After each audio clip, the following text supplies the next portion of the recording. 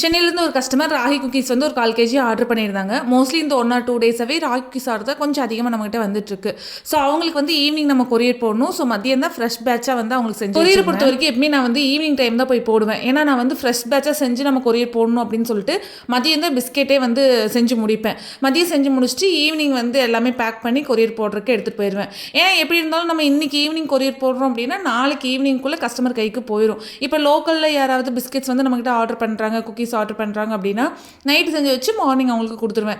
இது வந்து எப்படி இருந்தாலும் கொரியர் நம்ம போடும்போது 1 or 2 days வந்து மேக்ஸிமம் ஆயிரும். அதனால் எப்பவுமே ஃப்ரெஷ் பேட்சாக செஞ்சு தான் கொரியர் வந்து 100% நம்ம வந்து ஸ்டாக் வச்சு கொடுக்குறதே கிடையாது. கஸ்டமர் எப்பப்போ ஆர்டர் பண்ணுறாங்களோ ஃப்ரெஷ்ஷாக தான் நம்ம வந்து செஞ்சு கொடுக்குறோம். அதுவும் கொரியர் எல்லாம் போடுறோம் அப்படின்னா ரொம்பவே ஃப்ரெஷ்ஷாக தான் நான் செஞ்சு கொடுப்பேன். கொரியர் போடுறதுக்கு ஒரு 2 hours முன்னாடி தான் பிஸ்கெட்ஸ் எல்லாம் செஞ்சு பேக் பண்ணி கொரியருமே நான் பண்ணுவேன். ஸோ மோஸ்ட்லி நம்ம கிட்ட ஆர்டர் பண்ணதுக்கு அப்புறம் தான் நம்ம வந்து ஃப்ரெஷ்ஷாக மேக் பண்ணி கொடுப்போம். உங்களுக்கு இதே மாதிரி ஹோம்மேட் ராகி பிஸ்கெட்ஸ் எல்லாம் வேணும் அப்படின்னா மறக்காம கீழே இருக்கிற வாட்ஸ்அப் நம்பரில் வந்து ஆர்டர் பிளேஸ் பண்ணி